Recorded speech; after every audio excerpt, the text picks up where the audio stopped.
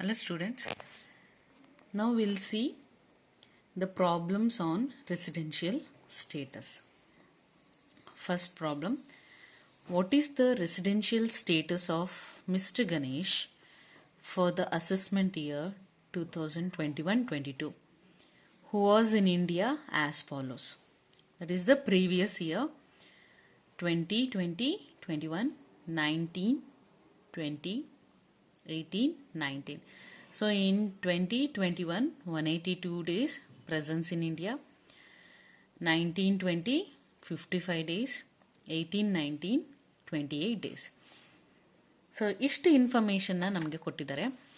2021 182 days ಇದ್ದಾರೆ, 1920 55 days ಇದ್ದಾರೆ, 1819 28 days ಇದ್ದಾರೆ.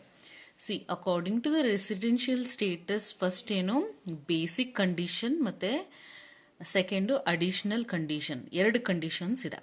ಬೇಸಿಕ್ ಕಂಡೀಷನ್ ಏನು ರೆಸಿಡೆಂಟ್ ಆರ್ ನಾನ್ ರೆಸಿಡೆಂಟ್ ನೋಡೋಕ್ಕೆ.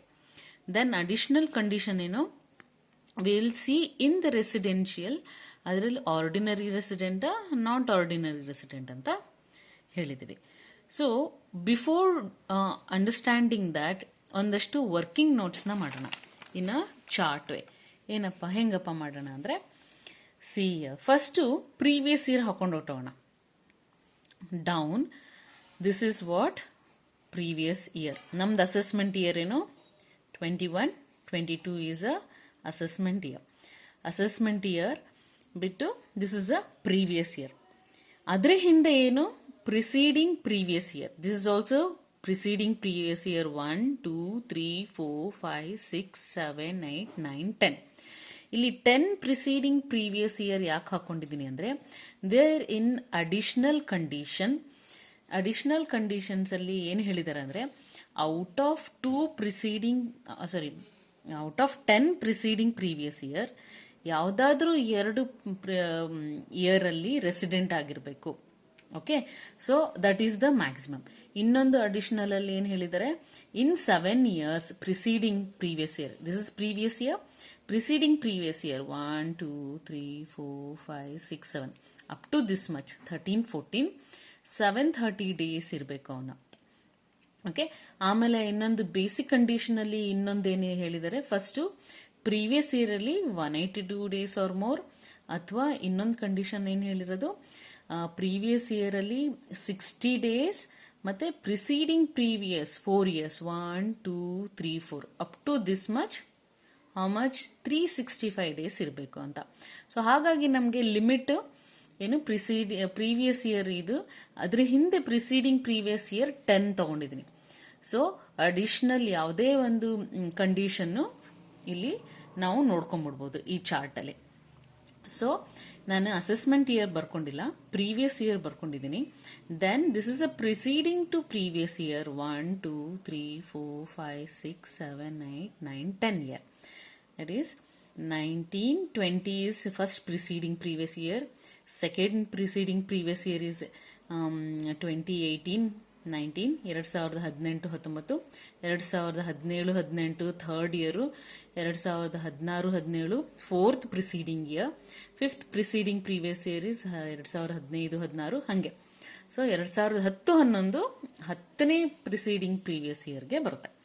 So let us see according to the problem ಏನು ಹೇಳಿದ್ದಾರೆ 2021 ಅಲ್ಲಿ 182 ಡೇಸ್. ಸೊ 2021 ಅಲ್ಲಿ 182 days, 1920 55 days, and then 1819 28 days. ಅಷ್ಟೇ ಕೊಟ್ಟಿರೋದು ಇನ್ಫಾರ್ಮೇಶನ್, ಇನ್ನೇನು ಕೊಟ್ಟಿಲ್ಲ, ಅಷ್ಟೇ ಇರೋದವನು. Mister Ganesh is residential status, ಇನ್ಯಾವುದೇ ಒಂದು ಇನ್ಫಾರ್ಮೇಶನ್ ಕೊಟ್ಟಿಲ್ಲ. ಹಾಗಾಗಿ ಹಿಂದೆ ಯಾವುದೇ ಇಯರ್ ಅಲ್ಲಿ ಇನ್ಫಾರ್ಮೇಶನ್ ಇಲ್ದದಕ್ಕೆ ನಿಲ್ ಅಂತ ಹಾಕೊಂಡ್ಬಿಟ್ಟಿದ್ವಿ, zero. We don't have any information, ಅದನ್ನ ನಾವೇನು ಹಾಕೊಂಡಿದ್ವಿ ಝೀರೋ, ನಿಲ್ ಝೀರೋ ಅಂತ ಹಾಕೊಂಡಿದ್ವಿ. ಸೊ ಇನ್ ದ್ಯಾಟ್ ಕೇಸ್ ನಾವು ಫಸ್ಟ್ ಪ್ರೀವಿಯಸ್ ಇಯರ್ ನೋಡೋಣ. ಫಸ್ಟ್ ಪ್ರೀವಿಯಸ್ ಇಯರ್ ಅಲ್ಲಿ ಏನು first condition he should be there in the India 182 days or more. ಹಾಗಾಗಿ ಫಸ್ಟ್ ಬೇಸಿಕ್ ಕಂಡೀಷನ್ ಏನಾಯ್ತು, ಸೊ ಸ್ಯಾಟಿಸ್ಫೈ ಆಗಿ ಇಲ್ಲಿ ಅವನು ರೆಸಿಡೆಂಟ್ ಆಗ್ಬಿಟ್ಟ. ಫಸ್ಟ್ ಕಂಡೀಷನ್ ರೆಸಿಡೆಂಟ್ ಆದ, ಮತ್ತೆ ಸೆಕೆಂಡ್ ಕಂಡೀಷನ್ ಯಾವುದು 60 ಡೇಸ್ ಇರಬೇಕು, ಆಮೇಲೆ 4 ಪ್ರಿಸೀಡಿಂಗ್ ಪ್ರೀವಿಯಸ್ ಇಯರ್ ಅಲ್ಲಿ ಅವನು 365 ಡೇಸ್ ಇರಬೇಕು ಅನ್ನೋದು ಬೇಕಿಲ್ಲ. ಅದಕ್ಕೆ ನಾವೇನ್ ಮಾಡ್ತೀವಿ, ಅದು ಟೋಟಲ್ ಹಾಕೊಂಡ್ಬಿಡೋಣ. This is previous year, this is 4 year total.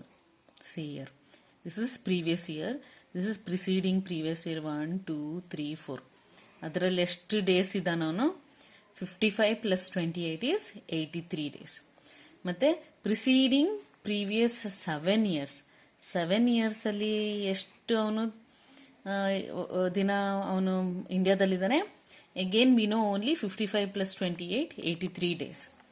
C this is details of his stay in India, ಎಷ್ಟು ಡೇಸ್ ಇದೆ ಅಂತ. His residential status, whether he is resident or non resident ಅಂತ. Total stay in 4 year preceding previous year. ಇಲ್ಲಿ total stay in 7 year preceding previous year. ಇದು ನಮಗೆ basic condition ಬೇಕು, ಇದು ನಮಗೆ ಅಡಿಷನಲ್ ಕಂಡೀಷನ್ಗೆ ಬೇಕಾಗುತ್ತೆ. ಹಾಗಾಗಿ ಇಲ್ಲಿ ಫಸ್ಟ್ ಅವನು ಫಸ್ಟ್ ರೆಸಿಡೆಂಟ್ ಆಗೋಯ್ತು. ಅದೇ ಈ ವರ್ಷ 1920 55 ಡೇಸ್ ಇದ್ದಾನೆ, 55 ಡೇಸ್ ಇದ್ದಾನೆ, ಅದು 182 ಡೇಸ್ಗೆ ಬರಲ್ಲ. ಹಾಗಾಗಿ ಸೆಕೆಂಡ್ ನಾವು ಬೇಸಿಕ್ ಕಂಡೀಷನ್ ನೋಡಿದಾಗ ಅವನು 60 ಡೇಸು ಇಲ್ಲ. ಬೇಸಿಕ್ ಆಗೇನು 182 ಡೇಸ್ ಆರ್ ಮೋರ್ ಅಥವಾ 60 ಡೇಸ್ ಆರ್ ಮೋರ್.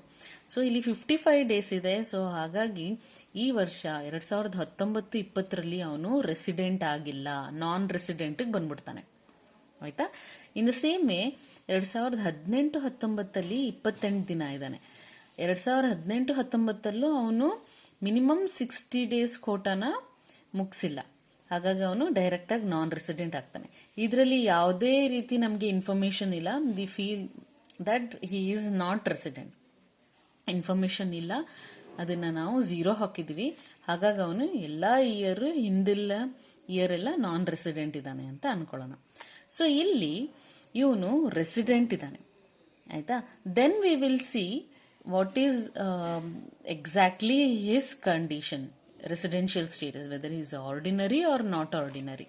ಅದಕ್ಕೆ will do the computation here.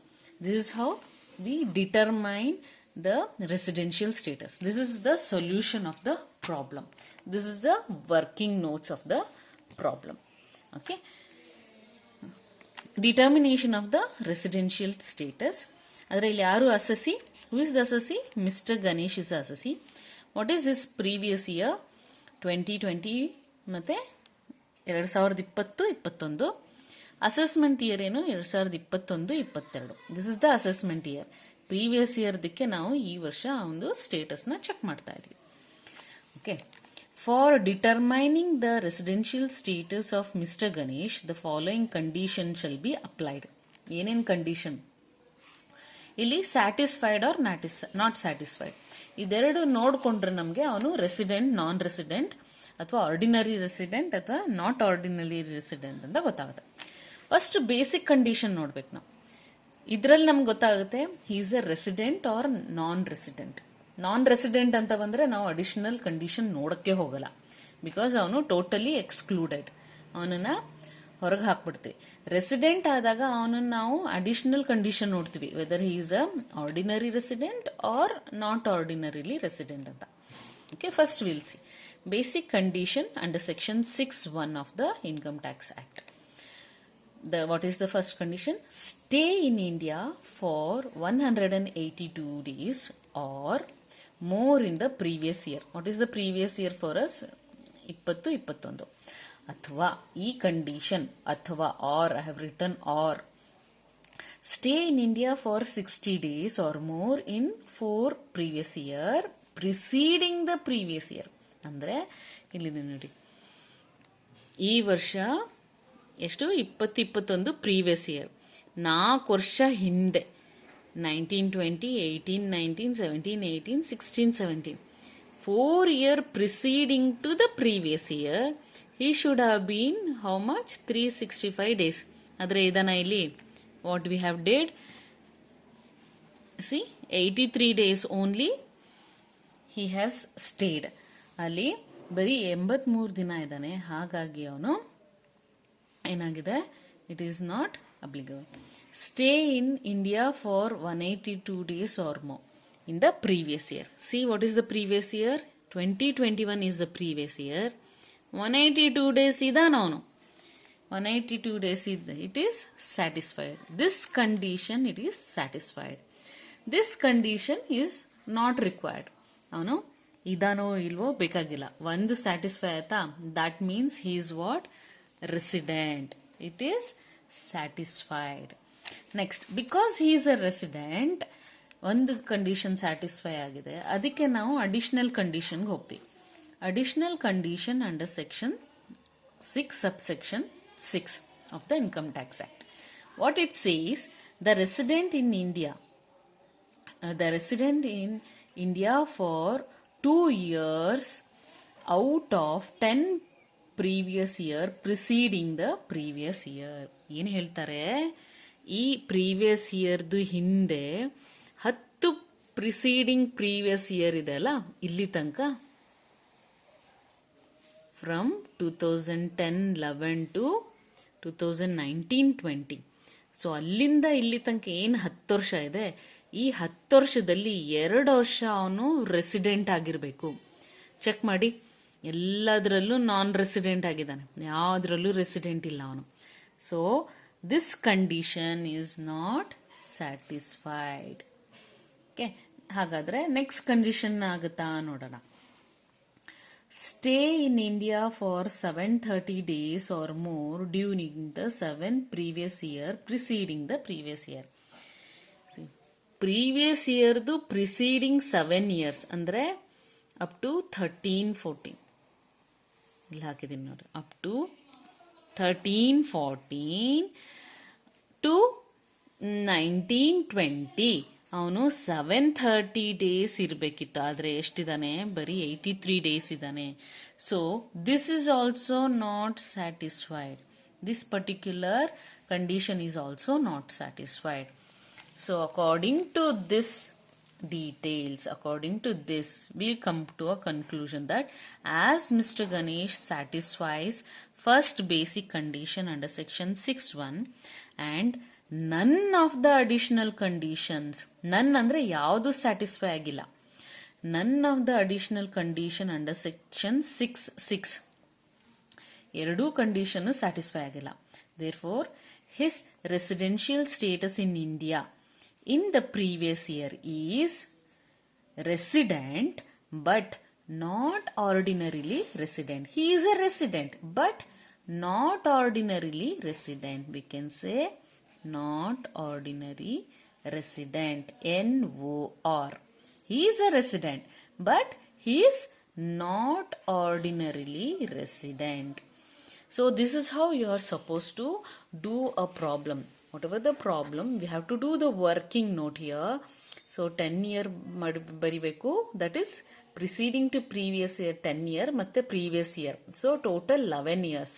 Assessment year ಇಂದ 11 years ಹಿಂದೆ ಹಿಂಗೆ ತಗೊಂಡೋಗಿ ಎಷ್ಟೆಷ್ಟು ದಿನ ಅವನು ಆ ವರ್ಷ ಇದ್ದಾನೆ, ಆಮೇಲೆ ಆ ವರ್ಷದಲ್ಲಿ ಅವನು ರೆಸಿಡೆಂಟಾ ನಾನ್ ರೆಸಿಡೆಂಟಾ ಅಂತ ಬರ್ಕೊಂಡು ಪ್ರೀವಿಯಸ್ ಇಯರ್ದು 4 year ಅಲ್ಲಿ total days, how many days he was there, ಅವನಿದ್ದ ಇಂಡಿಯಾದಲ್ಲಿ, ಆಮೇಲೆ 7 years ಅಲ್ಲಿ ಎಷ್ಟು ದಿನ ಇದ್ದ, ಅದು ಹಾಕೊಂಡಾದ್ಮೇಲೆ ನಾವು ಈ ಪರ್ಟಿಕ್ಯುಲರ್ ಪೋರ್ಷನ್ಗೆ ಬರ್ತೀವಿ, where will give the details, ಯಾವ್ಯಾವ ಕಂಡೀಷನ್ ಸ್ಯಾಟಿಸ್ಫೈ ಆಗಿದೆ ಸ್ಯಾಟಿಸ್ಫೈ ಆಗಿಲ್ಲ ಅಂತ ಬಂದಾಗ ಟೋಟಲ್ ಆಗಿ ನಮಗೆ ಕನ್ಕ್ಲೂಷನ್ ಸಿಗುತ್ತೆ.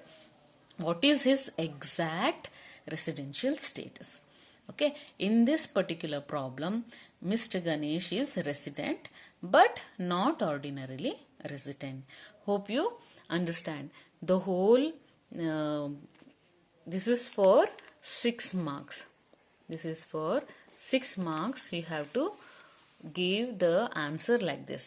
First working notes hingirbeku, ಮತ್ತೆ ಈ ತರ ಇನ್ಫಾರ್ಮೇಶನ್ ಕೊಟ್ಟು this is how you are supposed to give whether he is satisfied this condition or this condition. ಎರಡೂ ಬರಬೇಕು. ಅಡಿಷನಲ್ ಕಂಡೀಷನ್ ಎರಡೂ ಸ್ಯಾಟಿಸ್ಫೈ ಆಗಬೇಕು. ಯಾವಾಗ? ಆರ್ಡಿನರಿ ರೆಸಿಡೆಂಟ್ ಆಗಕ್ಕೆ.